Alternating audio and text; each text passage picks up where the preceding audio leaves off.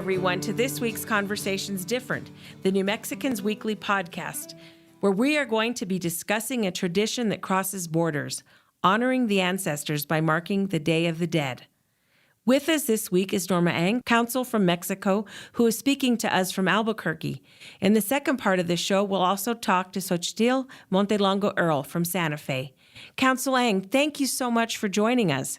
Thank you so much for inviting me. I'm really looking forward about this conversation. Thank you. I appreciate it so much. To start, I have a really basic question. Why do sometimes people call it Dia de los Muertos and other times Dia de Muertos? Which is it? Well, I think that the right word is Dia de los Muertos. Normally we use the article los. Yeah. That's a plural. That's how I was taught. And then someone said, no, it was the other way. So I thought I'd go to an expert. So thank you for answering that question. What does this day mean in Mexico, where it started and people commemorate it, thousands and thousands of people every year? It seems like it's both very personal and based in the community. Well, this tradition, it is very antique, a millenary tradition. It was originating during the ancient culture in Mexico. Has become nowadays really very popular. Yes. And it has become universal, not only a Mexican celebration, Dia de los Muertos. And it is very important for Mexico, for the Mexican.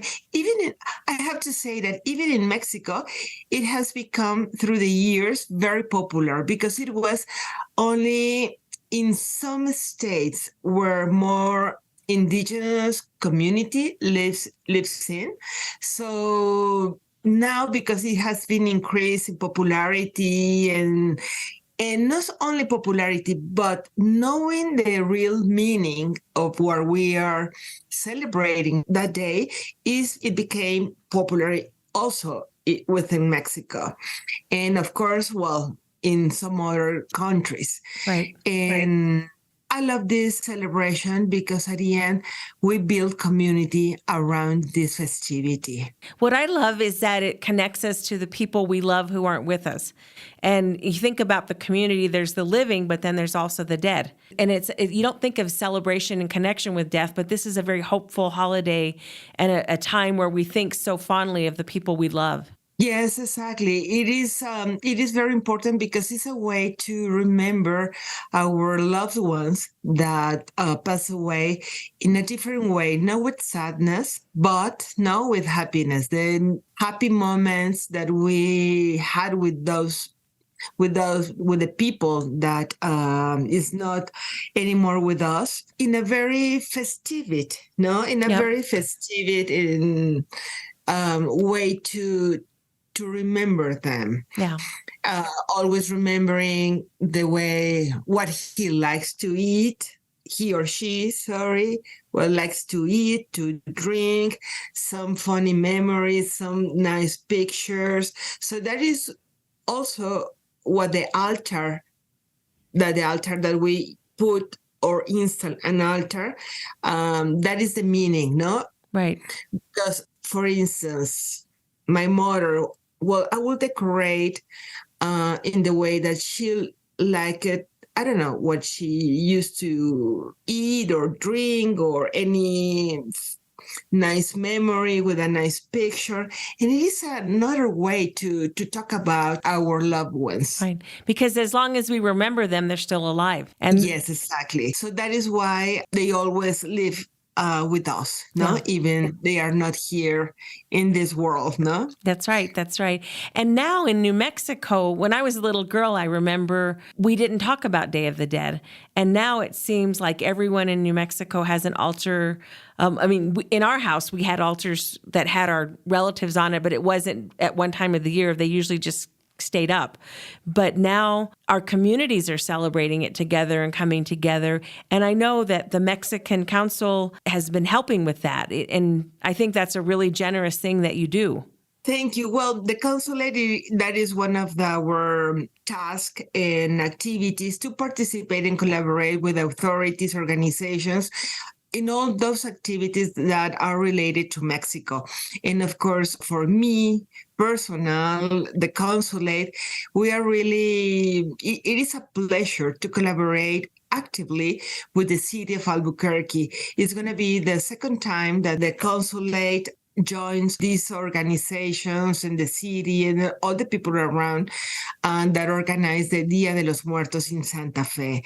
And it is a pleasure. It is a pleasure for us. And I am the one that here at the consulate, we are very thankful, no, because it is an initiative that comes from people in New Mexico. So it is my honor to join you. Oh, Of thank course. you. It was a very exciting event last year, and I know people enjoyed it. And one of the realities of Santa Fe is so many of our people from Mexico who live here live on the south side, and they don't come to the plaza. And now everybody's coming to the plaza together to enjoy this. So I love when our community comes together. Yes, you're right. Last time that when I went to Santa Fe to celebrate this day, it was really beautiful because the plaza were decorated. How do you say? Altars that were installed around. The ofrendas, yeah. Around the plaza, and very nice. And then at the end, there was the procession. So it was very nice, very close to our traditions. Oh, wow. How we in a traditional way, how we celebrate Dia de los Muertos. So that was very important for me. I was also very impressed about the knowledge of people in Santa Fe, how they pay tribute to this festivity. So that's nice. Was so nice. Because sometimes when in the United States, when Americans take over a tradition from another country, sometimes we mess it up. And this is something that's so sacred. I don't want to see anything we do, being disrespectful or anything that would hurt people's feelings. I think that's really important because this is not just a cultural tradition, it's also a religious tradition because the indigenous people celebrated it in their ceremonies. And then when the Europeans came and the Catholics were there, you did All Saints and All Souls. And because in Mexico, it's 2 days, isn't it? Is that right? Dia de los Muertos? That's right. Exactly. The first date is for those people who pass away very young as a kids, okay. No? And then the other day is for adults, no? Yeah. So it is 2 days. But in Mexico, the celebration is, November 2nd. Okay, that's right. So it's on All Souls instead of All Saints, which kind of makes sense. One of the questions that people have is the different decorations. I mean, obviously, a skeleton is what is left when our flesh is eaten away. But I guess the Aztecs used to use skulls to celebrate, and then that's continued over the years. Then there's the presence of marigolds and the flowers with that scent to attract people from the other world. Are those things still happening? And is that something that if I was doing a home altar, I would do some of those things? Well, in every state, in every indigenous community in Mexico, they celebrate in a different ways, and they put the altars in also like a different ways. But what we have heard, or learned, is about that an altar has to have some elements that is very necessary, no? That it has to be with some of the elements, fire, wind, earth. So that is why we have to put food or drinks, water, and the papel picado, that is the earth. So many symbols, no? But at the end, the most important thing is how we really feel, about putting a altar. That is the most important thing, and the meaning for us, for our family, and our community. So for me, it has to be with that, no? Right. If we only have few elements of what the tradition says, well, we are not in Mexico. We are far away. Maybe we don't have so many of the things that the ancient culture put in the altars. But that is the most important, the meaning for every person. So to approach it with reverence and sincere intent, and then it works. Oh, that's a beautiful thought. Thank you for that.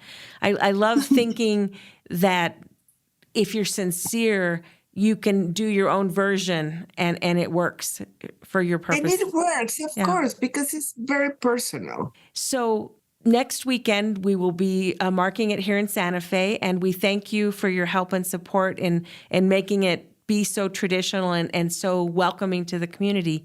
And I appreciate your time today, Consul. It's been a pleasure talking to you. Oh, no, it is my pleasure. I really enjoyed this. Thank you. And if you want to say anything in Espanol to our viewers, because I know a lot of them are bilingual, that would be a lovely way to end this segment. Thank you. Muchas gracias y gracias por esta entrevista y los esperamos en la Plaza de Santa Fe en esa celebración tan mexicana y al mismo tiempo tan universal de una tradición de las más antiguas que tiene México y en honor a nuestros seres queridos.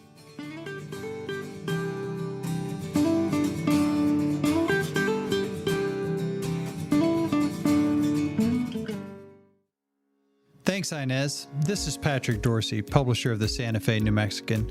We hope you're enjoying this episode of Conversations Different with Inez Russell Gomez. Great local content is only possible with a talented staff dedicated to bringing you the best local content possible. For that staff to do its work, we need your support by subscribing to the Santa Fe New Mexican. If you're already a subscriber, thank you. And if not, there's never been a better time to subscribe.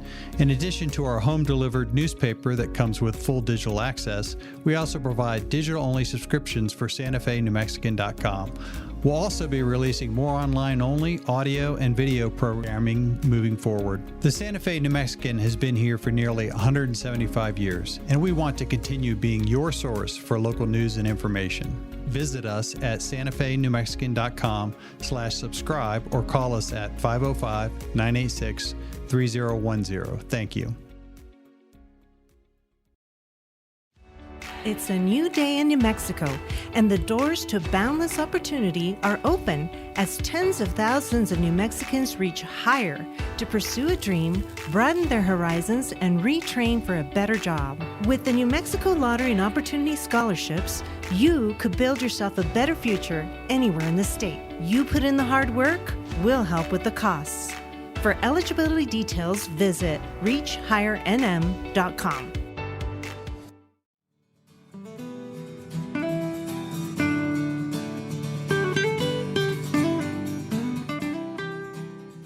Xochitl, thank you for joining us. We're here after the break. You are a Santafesino who has been helping put together our Dia de los Muertos community celebration. It's happening Friday and Saturday on the plaza, and then more events are taking place at El Museo and the Museum of International Folk Art. Why is Dia de los Muertos so important, do you think? Yes. Well, first of all, I want to say thank you for inviting me over, and I hope I can be a good representation of my community, the Mexican community. And why is so important? Well, because the Mexican community is very valuable and is huge in New Mexico, and because in New Mexico we are a tricultural state. That is the basics of it. Why is Dia de los Muertos so important for us and for all across the USA and over the world is known? But Dia de los Muertos is a unique celebration for us, especially because it's a moment for us to not only remember, but to connect with those that have left us. It's not only a tradition that is thousands of years old through our Aztec civilization that had many other tribes, Mexican tribes, that celebrated the dead. It was really different many, many thousands of years ago, and it changed with the colonization of the Americas when the Spanish came. And then later on, with all the influences from different cultures, and now here in New Mexico, what we normally known by the Catrinas, the skeletons, the sugar skulls, and all that you've seen, the marigolds, but it was quite different. But why is it important? Not only as a personal meaning, but it's a contribution that the Mexican people has brought to the world, but specifically to Santa Fe. And now with our organizers from the Kiwanis Club, we're making this site a most exciting place to travel, just like it is San Miguel de Allende in Mexico City or Mexico City, to celebrate something that makes us unique, makes us equal. It has no frontiers. It has no differences, no matter the color, no matter the socioeconomical status that you have, no matter who you are, big, small, child. That's what united us. Oh, that's the death. Yeah. You know, it's a scary word, but it really is not. Yeah. And based on our traditions, the death, mourning, crying, missing someone was disrespectful in our culture. Right. Because it was a triumph. It was a step into the underworld. And we forget that. And through the years, and frankly, through the colonization and Christianization of the native people of Mexico, well, all the influences came, and we changed and forgot the meaning of it. But originally, mourning was not allowed. It was like a triumph for you. You look forward to that moment, whether that was by accident or by end of life. Obviously, we all want to celebrate our end of life and part and walk, you know, those places that the Aztec believed there were 13 cielos, where you have to cross and then continue your journey and then come back to the Muertos every year. So what this reminds us of is that the journey doesn't end on this world. There's something else after. And at that moment, on the Day of the Dead, you can link with the people that you love and that you want to see again. Even if it's, when we were talking to the council earlier, it's like as long as they're alive in our memories, they're alive. Exactly. So this is a way of keeping them with us and with alive. us.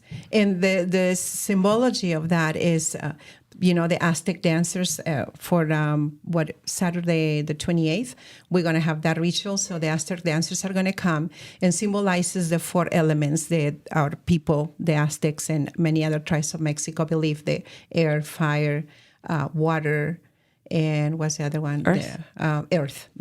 So there is a ceremony where the Aztecs come and do that tradition to open up the realm. Right. Yeah, and then all the traditions, the candles and the marigolds or cempasúchitls, like my name. Oh. So it's number 20 in Nahuatl, and it means many, many flowers. And it has a lot of legends with that flower, but that flower is very unique. It's now has changed because it's not the original seed anymore, but the original seed is very strong, the smell. Right.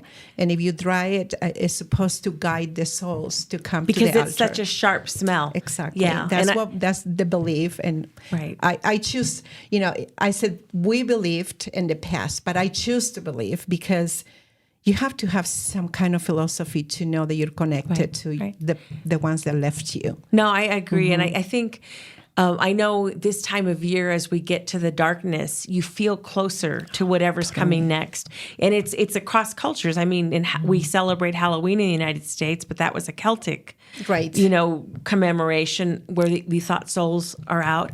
And I know that at local pueblos, they have quiet season where you're supposed to stay home and not go out as much, and just, the winter's a time of rest and reflection. And when that happens, we think of those that we've lost. And how do you have a celebration, though, like this that is so important to a community without turning it into another American, let's have a party and get drunk and paint our faces kind of thing? Well, it is really important that the Mexican people, the Mexican community, stay engaged. Yes.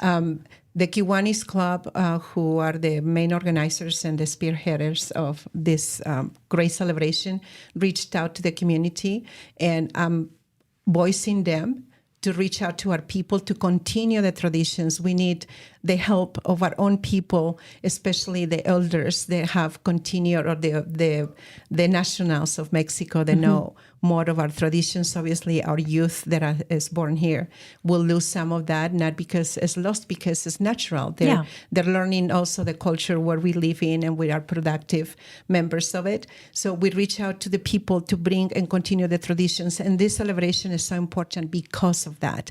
The organizers are bringing traditions that are original from Mexico to create a little bit, not to be as purist, but is to loyal to the traditions.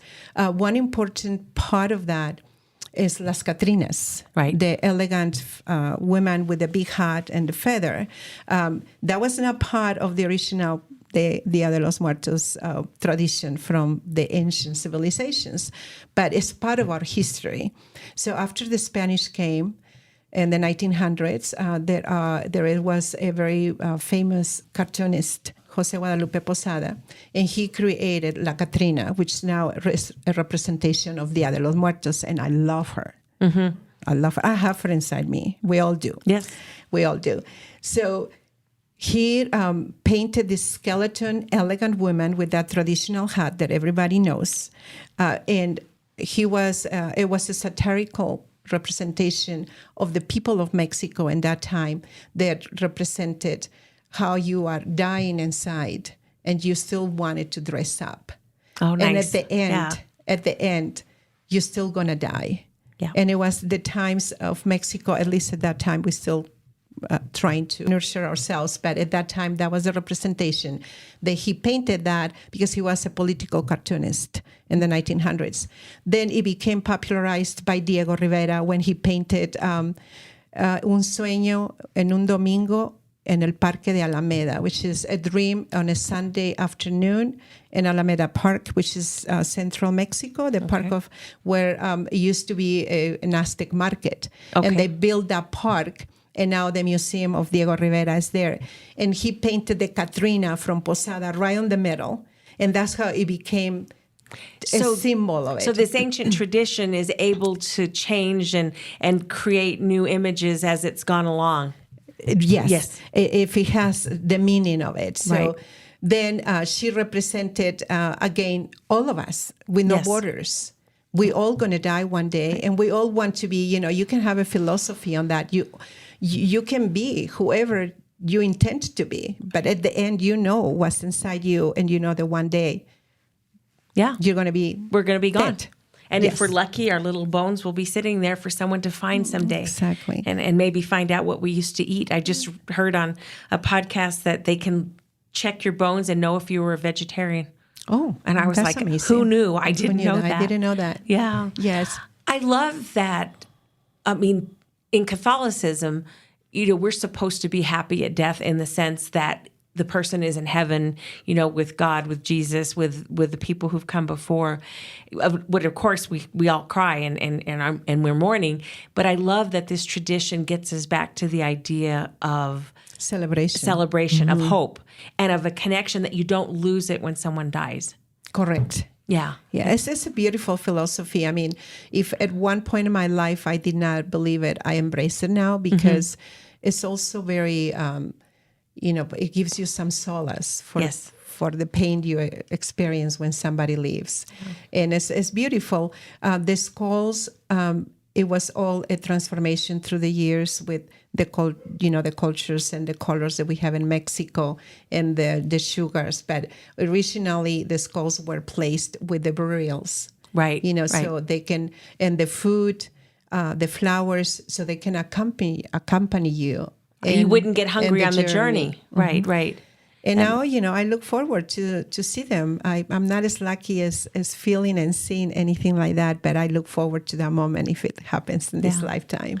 I'm really happy that in New Mexico, we are getting in touch with more traditions that were Mexican that probably were here 150 years ago before the Americans came and then went away. And now they seem to be coming back. I mean, even things like, wearing your ares at your wedding or the different traditions that people have, the quinceañeras, those kinds of things. We didn't do those for many, many years. And now so many people have re-embraced them. Yes. Yeah. We are such a rich place to be. I'm so grateful I'm here. I'm part of this community. And we have so much to be proud of with the Native Americans, with the English, with the Americans, with the Mexicans. I mean, we need to join forces on what we have so much to give and not what we have lost. I think that that's a great point. And we're almost out of time, but I thought maybe it would be nice if you ask people from all of Santa Fe to come, and you can use both Spanish and English, whichever you prefer, because I know many of our listeners are bilingual. Yes, gracias. Bueno, en este momento voy a cambiar al español y voy a invitar a todos mis compatriotas, a mis amigos, a mis familiares. Los necesitamos existir en donde estamos y sobre todo aquí en Santa Fe. Necesitamos su ayuda, su colaboración, su alegría por celebrar nuestras tradiciones. And now in English, I'm inviting all my friends and all my family, anybody who can listen to this wonderful podcast. Thank you, Inés and Matt. Come on over to celebrate with us this great moment of culture. You know, not only to remember our loved ones that have left us, but come, we need you because we need you to continue the celebrations. It unites us all together with no barriers of colors and who we are, and we all united in celebration of life. Let's do not forget that we need you. Come on over to join us on the 27th, on the 28th at the Plaza, and thank you so much for having us here. Thank you, Xochitl, and thank you for all the hard work I know you've done with the city and with the Kiwanis Club to make this wonderful celebration possible. I love that we had the powwow a few weeks ago on Indigenous Peoples Day. That was such a happy day. And now we're going to have this celebration, another happy day, and we need more of that on our plaza because it belongs to all of us. Thank you. We will continue doing our work. Thank you. Thank you. This has been Conversations Different, and you'll find a list of the different Day of the Dead public events on our show page and our podcast at SantaFeNewMexican.com or wherever you hear them. Until next week, it's Inez Russell Gomez.